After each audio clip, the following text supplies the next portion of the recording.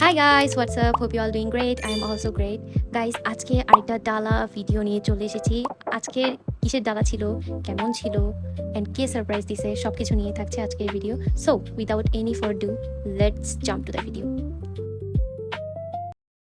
আজকে মামার রাত 11টায় কল দিয়ে বলে তোমার জন্য একটা সারপ্রাইজ আছে, তুমি দরজার কাছে আসো।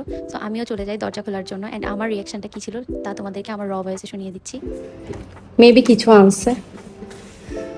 আল্লাহ, কি আনছো এখন এই টাইমে? আল্লাহ, মামা কি সুন্দর একটা আবার ডালা অর্ডার দিছে। হ্যাঁ গাইস, এটাই ছিল আমার সত্যিকারের রিয়াকশন। আমি পুরাই অবাক হয়ে গেছি, কারণ আজকে দুপুরে আমি এই ডালাটা দেখতেছিলাম, এর মামাকে বলতেছিলাম এটা অর্ডার করলে মনে হয় ভালো হবে।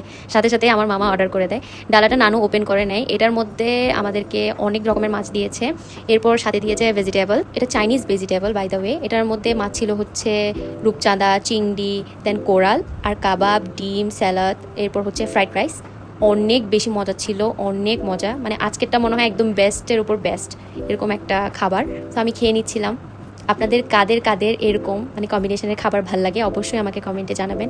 আমি কাবাব, চিংড়ি সব কিছু দিয়ে খেয়েছি। বাই দ্য ওয়ে, চিংড়িটা আমি এমনিই খেয়েছি, অনেক মজা ছিল, অনেক মজা। আপনাদের যাদের যাদের এরকম ডালা খেতে ইচ্ছা করে তারা সবাই মাতৃকা থেকে অর্ডার করবেন। তাদের পেজটা আমার অনেক বেশি ভাল লাগে।